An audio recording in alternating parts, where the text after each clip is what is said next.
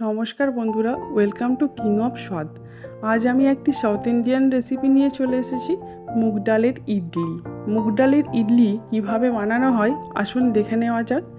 তার জন্যে আমি নিয়ে নিয়েছি বড় কাপের 1 কাপ মতো মুগ ডাল। সেটি ভালোভাবে 3 ঘন্টা আমি ভিজিয়ে রেখে দিয়েছিলাম। ভালোভাবে ভিজে গেছে।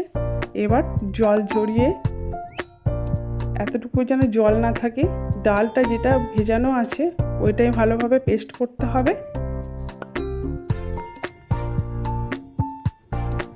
আমি এক্সট্রা জল দিইনি, দেখুন খুব সুন্দর গাঢ় গাঢ়ভাবে একদম পেস্ট হয়ে গেছে। এটিকে একটি পাত্রে রেখে নেব।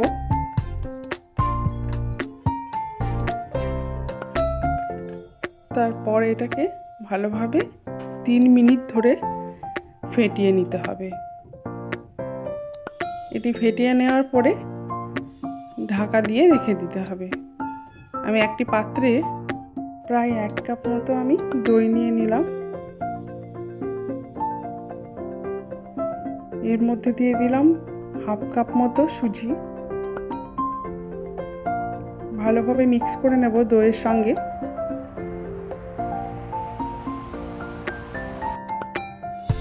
চামচ দিয়ে ভালোভাবে মিক্স করে নেব, দিয়ে 10 মিনিট মতো ঢাকা দিয়ে রেখে দেব।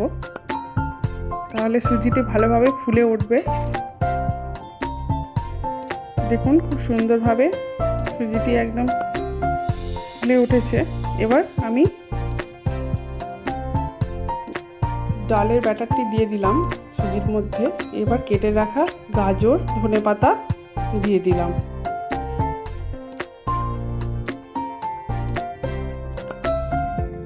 স্বাদ মতো লবণ দিয়ে দিলাম, আর দিয়ে দেব বেকিং পাউডার। খুবই অল্প পরিমাণে দিতে হবে বেকিং পাউডার। অনেকে ইনো ইউজ করেন, আমি এখানে ইনো ইউজ করিনি। ভালোভাবে 3 মিনিট মতো এখানে ফেটিয়ে নেব। তারপর 10 মিনিট মতো ঢাকা দিয়ে রেখে দেব। এইদিকে জল গরম হয়ে এসছে ইডলি স্ট্যান্ডের মধ্যে। দেখুন এখানে ব্যাটারটাও রেডি পুরো। আমি স্ট্যান্ডের মধ্যে একটুখানি তেল ব্রাশ করে নিচ্ছি, তাহলে ইডলিগুলো নিচে লেগে যাবে না, ভালোভাবে উঠবে।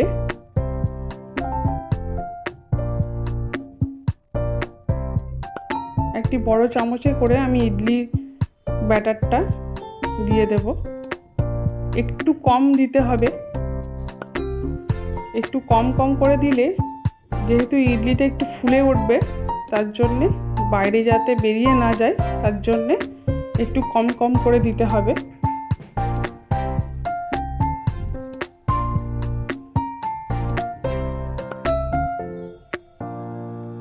দেখুন আমি ইডলি স্ট্যান্ডের মধ্যে দিয়ে দেব। সেটি আর দেখাচ্ছি না, আমি ইডলি স্ট্যান্ডের মধ্যে রেখে দিয়েছি। এবার কড়াইতে চাটনির জন্যে আমি নিয়ে নিচ্ছি বাদাম, ছোলার ডাল। ইডলির জন্য চাটনি তৈরি করার জন্যে ভালো করে বাদাম, ছোলার ডাল খুব ডিপ ফ্রাই করব না, হালকাভাবে ফ্রাই করে নেব। দিয়ে দিলাম নারকেল, নারকেলের সঙ্গে দিয়ে দিলাম ছোলার ডাল, বাদাম ফ্রাই করা, আর তাতে একটুখানি দিয়ে দেব জল আর লবণ। ভালোভাবে পেস্ট করে নেব। লবণ দিয়ে দিলাম, জল দিয়ে দিয়েছি। ভালোভাবে এটিকে পেস্ট করে নিতে হবে। দেখুন পেস্ট হয়ে গেছে। আমি পাত্রে ঢেলে নেব এটাকে। এতে মিশিয়ে দেব 1/2 কাপ মতো টক দই, দিয়ে দেব ভেজে রাখা জিরে গুঁড়ো করে রাখা। এতে ফোড়ন দিতে হবে, তার জন্য আমি নিয়ে নেব কড়াইতে তেল, দিয়ে দিলাম শুকনো লঙ্কা, কারি পাতা, সর্ষে দিয়ে দিলাম।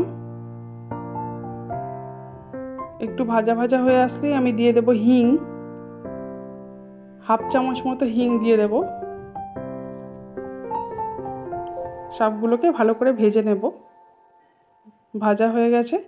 এবার আমি চাটনির মধ্যে মিক্স করে দেব।